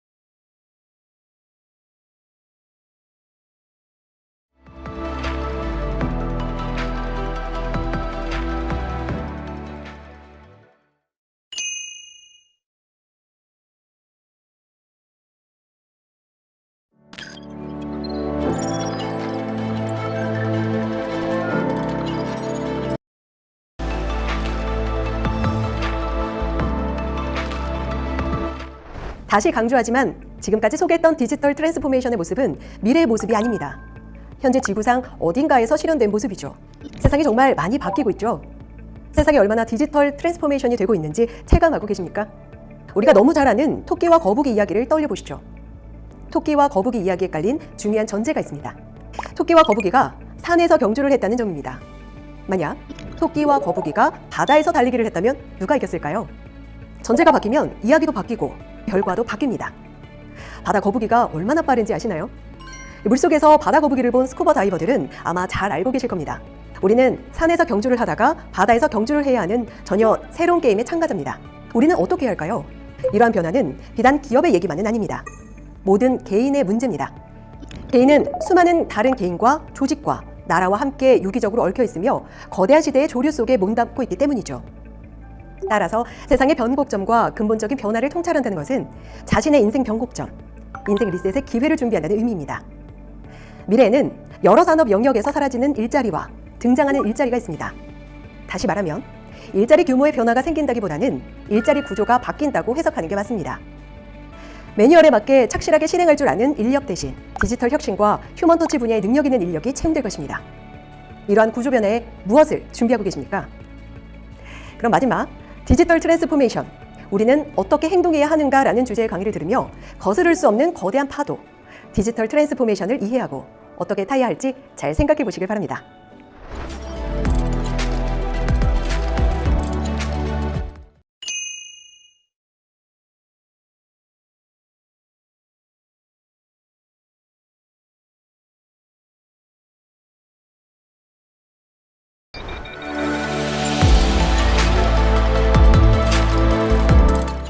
디지털 트랜스포메이션, 마지막으로 이 이야기를 해야 됩니다. 우리는 어떻게 행동해야 하는가? 디지털 트랜스포메이션 오랜 시간 동안 이야기한 것들 다 기억하십니까? 이 4차 산업혁명의 결과물, 디지털 대전환의 과정 속에서 기업들은 어떻게 대응해야 될까요? 아날로그 경제 시절에 구성했던 여러 비즈니스 모델들을 디지털 경제에 걸맞는 비즈니스 모델로 대전환시켜야 되지 않을까요? 산업의 패러다임이 바뀌고 라이프 스타일의 패러다임이 바뀌고 있는데 비즈니스 모델은 그대로이면 어떻게 가능하겠습니까? 비대면화, 초맞춤화, 탈경계화, 서비스화, 실시간화, 초실감화, 이 6가지 거대한 산업 패러다임을 구성하는 이 변화의 6대 물결은 누군가 거스를래야 거스를 수 없는 물결입니다. 그 물결을 어떻게 우리는 잘 파도를 타듯이 탈 수 있을까요? 그런 부분에 대한 심도 높인 고민과 함께 이 강의를 마무리할까 생각하고 있습니다. 제가 갑자기 떠오르는 그 단어가 토끼와 거북이입니다. 여러분, 토끼와 거북이 이야기 잘 아십니까? 굳이 제가 이 자리에서 토끼와 거북이 이야기를 다시 설명해 드릴 필요까지는 없으리라 생각이 됩니다. 토끼가 잠을 자다가 이 거북이한테 달리기 경주에서 지죠. 근데 이 토끼와 거북이 이야기에서 중요한 전제가 하나 깔려 있다는 거 알고 계세요? 그 전제는 뭘까요? 그 전제는 토끼와 거북이가 산에서 달리기 했다라는 전제입니다. 토끼와 거북이가 만일 산이 아닌 바다에서 달리기 한다면 그 이야기의 스토리와 결과는 완전히 뒤집히지 않을까요? 지금 토끼와 거북이의 전제가 산이냐 바다냐인 것처럼 대전환되는 것이 바로 디지털 대전환입니다. 이렇게 디지털리 대전환되는 디지털 트랜스포메이션이 일어나고 있는 지금에 혹시 나는 아직도 어떻게 하면 산에서 더 잘 달리기 할 수 있을까 고민하고 있는 것은 아닐지, 어떻게 하면 나는 이 산에서 더 잘 달리기 하기 위해서 운동화끈을 조여매고 있는 것은 아닐지, 산이 아닌 바다에서 잘 달릴 수 있는 방법을 고민하는 것을 게을리하고 있는 것은 아닌지 한번 생각해 봐야 할 중요한 시점이라는 겁니다. 이런 중요한 시점을 가리키는 한 가지 용어가 있습니다. 그 용어가 바로 인플렉션 포인트, 변곡점이라는 단어입니다. 이 변곡점은 저도 이 학교 다닐 때 수학을 게을리해서 잘 모를 수도 있습니다만 나름 설명을 해보도록 하겠습니다. 수학적으로는 이 변곡점이라는 용어는 보시는 것처럼 기울기가 점점 0이 돼가요. 그러다가 거의 0이 되는 시점, 이 시점을 변곡점, 인플렉션 포인트라고 합니다. 이 변곡점을 지나면 기울기가 다시 플러스로 가든 아니면 마이너스로 가든 0에서 또 멀어지기 시작하는 지점, 이 지점을 뭐라고 합니까? 변곡점, 인플렉션 포인트라고 합니다. 지금 이렇게 디지털 대전환의 시대, 디지털 트랜스포메이션이 일어나는 이 시점을 우리는 변곡점, 인플렉션 포인트라고 할 수 있을 것 같습니다. 그럼 우리는 이 지점에 서 있는데 우리는 무엇을 해야 될까요? 앞으로 디지털 트랜스포메이션의 전개 과정이 어떻게 펼쳐지고 어떤 파도가 일고 어떤 수준의 규모와 어떤 방향으로의 파도가 일고 있는지를 정확하게 이해한다면 거스를 수 없는 이 산업 패러다임 변화에 걸맞게 대응해 나갈 수 있지 않을까요? 그런 변화에 적극적으로 대응하는 기업은 보시는 것처럼 Business goes on to new height. 오히려 올라갈 수 있는 것이고, 그거 무시한 채 나는 그냥 이 땅에서 더 잘 달리게 할 겁니다. 바다에서 어떻게 잘 달릴지 관심 없습니다. 나 그냥 운동화끈 더 조여맬 겁니다. 하는 기업은 디클라인 할 수 있음을 보여주는 대표적인 시사용어가 아닌가 생각하고 있습니다. 어쩌면 이 거대한 물결이라는 거대한 패러다임 변화 속에서 나는 그냥 동떨어진 채 산에서 더 잘 달리게 하는 것을 연습하고 있는 그 기업이라면, 어쩌면 제가 처음에 말씀드린 토이저러스처럼, 그렇죠? 그런 디클라인이 이루어지고 있는 기업들에 해당될 수 있지 않을까 하는 생각을 해볼 필요가 있겠다. 우리는 생각하는 것보다는 느껴야 되겠다라는 관점에서 여러분들에게 적극적으로 말씀을 드려보고 있는 겁니다. 물론 이 거대한 패러다임의 변화 속에 적극적으로 대응해야 될 것은 너나 할 것 없습니다. 이 부서 저 부서 할 것 따로 없습니다. 많은 잘못된 디지털 전환과 관련된 사고방식이 CEO가 주문합니다. 야, 너도 나도 디지털 트랜스포메이션 하고 있어. 기업들, 상위 2000대 기업들의 전략 과제가 디지털 트랜스포메이션이에요. 그러니까 디지털 트랜스포메이션을 위한 디지털 전략팀을 만들고 니네가 디지털 트랜스포메이션 해. 이게 제일 잘못된 방식인 거예요. 디지털 트랜스포메이션은 전사적인 움직임입니다. 기업 전체의 움직임이어야 됩니다. 어떤 특정 부서가 바꾸어 놓을 수 없는 영역이라는 것을 강조해서 설명드립니다.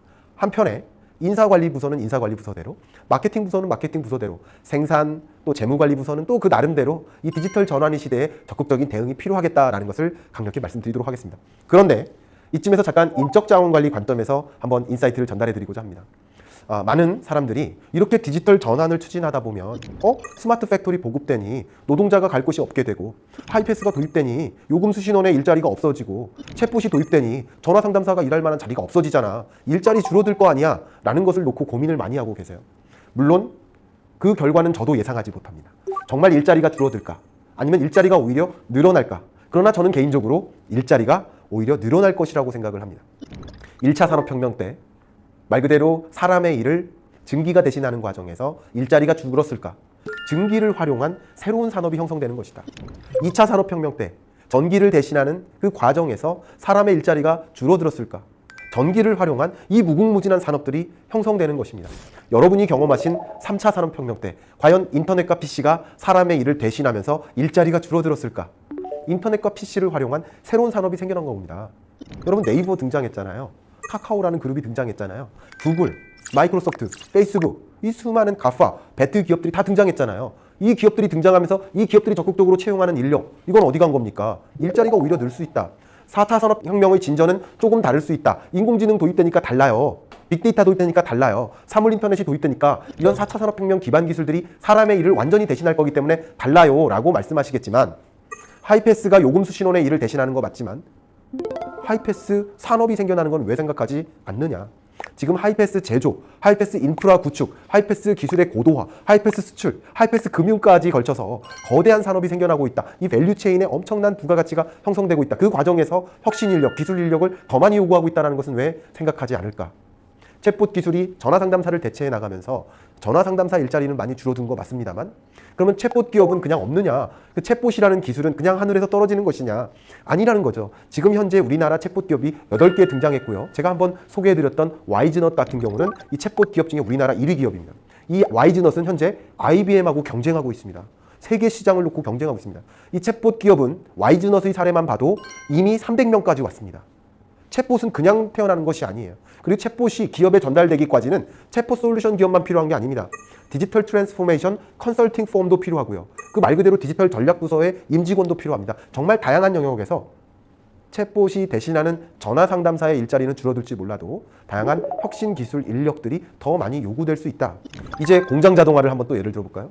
네, 스마트 팩토리가 등장하면 공장에 있는 노동력 줄어들 가능성이 있습니다. 그거 맞습니다. 그러나 스마트 팩토리가 그냥 하늘에서 떨어지는 것이 아닙니다. 정말 많은 전문 인력들이 스마트 팩토리를 구축하는 것이고, 그 과정에서 다양한 경영 경제적 전문가 그리고 여러 법적 전문가들이 다 투입돼서 스마트 팩토리를 구축합니다. 결국 이런 디지털 전환은 또 다른 디지털 혁신 인력과 휴먼 터치, 감성 터치를 요구하는 일자리의 일은 더 많이 요구될 수 있다는 것을 강조해서 설명드리고 싶어요. 어쩌면 이 디지털 트랜스포메이션은 일자리의 규모를 줄인다기보다는 일자리의 구조를 바꾸어 놓을 수 있겠다라는 것에 더 초점을 둘 필요가 있겠다. 어쩌면 지금까지는 이 오퍼레이션에 해당하는 운영 일자리, 공장 노동자, 전화 상담사, 요금 수신원의 일자리를 더 많이 요구하는 일자리의 구조였을지 모르지만 앞으로는 이 오퍼레이셔널한 운영 일자리는 줄어들고 디지털 이노베이션을 추진하는 이런 부분의 일의 영역, 휴먼 터치가 필요한 이런 부분의 일자리의 경우에는 더 많은 근로자를, 인재를 필요로 하는 산업의 전환이 일어날 수 있겠다. 실제 지금 현재 채용 공고 사이트 한번 보십시오. 은행들이 누구를 모집하고 있나? 은행들이 인공지능 전문가, 4차 산업혁명 전문가, 4차 산업혁명 관련 디지털 경영 전문가, 디지털 분야의 법적 전문가를 적극적으로 채용하는 모습들이 채용 공고 사이트에 그대로 나와 있지 않습니까? 한번 확인해 보십시오. 말 그대로 이런 디지털 트랜스포메이션의 과정에서는 일자리의 구조가 변하고 있다는 것에 더 주목할 필요가 있지 않을까. 일자리의 규모가 늘어날 수도 있고 줄어들 수도 있지만 저는 늘어날 거라고 생각하고 있지만 어쨌든 그것보다는 우리는 일자리의 구조가 변화하고 있고 앞으로 향후 줄어드는 일자리의 영역에 많은 인력들을 어떻게 리스트럭처링, 재구조화해서 디지털 혁신 인재로 육성하고 휴먼 터치가 필요한 영역에 인재로 또 육성하는 게 인적자원 관리의 방향성이 되어야 되지 않을까요? 정부의 인사관리 정책의 방향성이 되어야 되지 않을까요? 그런 부분을 우리가 유념할 필요가 있겠다는 것을 강조하고 싶습니다. 실제 향후 인간과 기계의 작업 시간의 변화를 보면 단순 반복적이고 이 오퍼레이셔널한 운영 일자리의 경우에는 기계가 많은 부분을 대체하지만 의사결정이라든가 휴먼 터치, thinking, analyzing 이런 다양한 인간의 노동에 필요한 인간의 육체적 노동이 아닌 지능적, 감성적 노동이 필요한 이런 일의 영역의 경우에는 기계가 인간을 많이 대체하기 어려운 영역이라고 보여지지 않습니까? 그런 관점에서 우리는 디지털 레이버를 고려한 인적 자원 관리를 고려할 필요가 있겠다. 제가 한번 카카오그룹에 강연을 갔다가 굉장히 크게 놀란 적이 있습니다. 이 관련된 그 직원이 저를 여러 회의실을 구경시켜주면서 안내를 해줬었어요. 근데 회의실들을 가봤는데 회의실의 모습이 다 달라요. 다 똑같은 회의실의 모습이 아니라 이쪽 회의실은 보시는 사진과 같이 탁구장과 같은 모습을 보이고 있고요. 이쪽 회의실은 뭐 전혀 다른 모습, 이쪽 회의실은 무슨 호프집의 모습처럼 다양한 모습들을 가지고 있어요. 뭐 하는 겁니까? 인사관리적인 측면에서 자유로운 의사결정, 자유로운 토의, 창의적 토론 이런 부분에 대한 강조를 하고 있다는 것을 저는 인사이트를 얻을 수 있었습니다. 거의 감동적이었었습니다. 한 번은 이 직원과 함께 그 로비에 갔었는데 로비에 많은 직원들이 모여 있더라고요. 근데 그 로비에 뭐 커피를 마실 수 있는 그 서비스, 다과를 먹을 수 있는 이런 서비스들이 쭉 나열되어 있는데 제가 깜짝 놀란 게 뭐냐면 그 한가운데에 탭비어, 생맥주를 마실 수 있는 탭이 놓여져 있었습니다. 그걸 그 구경하는 게 아니라 필요한 사람은 취하라 이거예요. 필요한 사람은 깨어라. 필요한 사람은 누워서 이야기하라. 필요한 사람은 서서 강의 들어라. 혁신할 수 있는 조직과 혁신하기 어려운 조직이 있다. 그러면 어떤 기업이 혁신할 수 있고 어떤 기업이 혁신하지 못할까를 놓고 저는 고민을 많이 하고 있는데요. 전통적인 대기업에 가면, 제가 강연을 가면 거의 오열종대로 그 일자를 쫙 맞춰서 거의 한 명도 빠짐없이 검정색 양복에 넥타이를 맨 채 쭉 앉아 있습니다. 거의 부동 자세로 이렇게 앉아서 강연을 들으세요. 경직된 자세로 말이죠. 그리고 앉은 서열도 거의 정해져 있습니다. 높은 순으로 앞에 앉죠. 근데 이 카카오그룹에 강연 갔을 때는 뭐를 느꼈냐면 어떤 사람은 누워서 강연을 듣더라고요. 어떤 사람은 앉아서 강연을 듣고요. 어떤 사람은 맥주 마시면서 취하면서 강연을 들어요. 저도 생맥주 500한 잔 마시고 강연을 했었어요. 이게 무엇이냐? 혁신할 수 있는 조직은 뭐냐면요. 그 혁신적 아이디어가 누구로부터 나올까요? 혁신적 아이디어는 대표로부터 나오지 않는다. 신입사원으로부터 나온다. 대표님은 해당 영역에서 오랜 시간 전문적인 경력과 노하우를 갖춰왔기 때문에 달라진 환경에 적절히 대응하기 위한 좋은 아이디어를 제안하기가 어려워요. 그러면 그 달라진 환경에 걸맞는 아이디어를 누가 제안하느냐? 신입사원이 제안하는 겁니다. 그럼 혁신할 수 있는 조직은 무엇이냐? 신입사원의 제안과 아이디어가 위로까지 올라갈 수 있는 조직이고 혁신할 수 없는 조직은 신입사원의 아이디어는 그냥 묵살되는 조직인 겁니다. 저는 그렇게 생각을 하고 있습니다. 지금 보시는 것처럼 말 그대로 인적자원관리라는 측면에서 조직 환경, 분위기를 조성하는 데 있어서 자율적인 사고방식, 토론 이런 것들이 가능할 수 있도록 하는 어떤 환경을 조성하는 것도 디지털 트랜스포메이션에 적절히 대응하기 위한 적절한 이 파도 타기가 아닌가 생각을 해봅니다. 어떻게 우리는 디지털 트랜스포메이션 할 수 있습니까? IT 기업이 금융산업으로 진출하는 것처럼 탈경계화가 가속되고 있습니다. 산업 간의 관계가 허물어지고 있습니다. 이런 현상 속에서 우리는 어떻게 범용화되고 또 강력한 플랫폼을 구축할 수 있을지를 고민할 필요가 있겠다. 그리고 각 기업들은 여러 포트폴리오를 반영해서 디지털 트랜스포메이션을 이끌 만한 우리 기업에 적합한 핵심 기술이 무엇이고 핵심 지능인지를 포착하시고 그 핵심 기술과 지능을 도입하기 위해서 여러 기술 기업들과 파트너십을 강화하거나 R&D를 지원하거나 필요하다면 어떤 특정 IT 스타트업들을 M&A를 할 수 있는 것도 중요한 검토 대상이다. 이종 기술 간의 융합이 이루어지고 있습니다. 기술 동향을 적극적으로 모니터링하고 그 안에서 산업 기회를 찾아야 됩니다. 4차 산업혁명을 선도하는 기업으로 도약해야 됩니다. 산업, 제품, 기술이 급속도로 변화하고 있기 때문에 방금 말씀드렸던 유연한 조직 문화 그리고 혁신적인 의사결정 과정 이런 것들이 구축될 수 있도록 하는 조직 문화 환경을 구축하는 것도 매우 중요한 사안이라고 생각합니다. 그런데 저는 소상공인인데요. 저는 자영업자인데요. 저는 중소기업인데요. 어떻게 나보고 디지털 트랜스포메이션 하라고 하는 겁니까? 제가 길을 걷다가 직접 찍은 사진 구멍가게의 모습입니다. 제가 너무 감동을 받아서 실제 그 책 거의 뒷면 마지막 부분에 이 사진을 넣었습니다. 뭐라고 써 있습니까? 장보기 귀찮아. 우리 슈퍼는 모바일 주문 가능합니다. 이 구멍가게는 이 구멍가게의 경영 환경에 걸맞게 이 구멍가게의 비즈니스 환경에 걸맞게 디지털 트랜스포메이션을 선도하는 모습이지 않습니까? 절대 소상공인, 자영업자, 중소기업, 디지털 트랜스포메이션이라는 거대한 파도 속에 우리는 벗어날 수 없다. 거대한 파도를 우리는 잘 타야만 한다. 거대한 파도는 절대 거스를 수 없는 것이다. 어떻게 하면 이 파도가 정확하게 일고 그 안에서 우리는 어떻게 파도를 탈지를 고민해야 되겠다라는 말씀을 강조해 드립니다.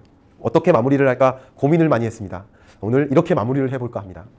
여러분 기억하실지 모르겠지만 정말 유명한 그 체육 여러분 뭐예요? 높이뛰기 환경 기억하십니까? 이 높이뛰기 환경에 첫 그 멕시코 올림픽 때 모든 운동선수들이 다 하나같이 앞으로 굴러뛰기를 시도하는데 한 선수가 뒤로 굴러떠기를 시도하는 모습입니다.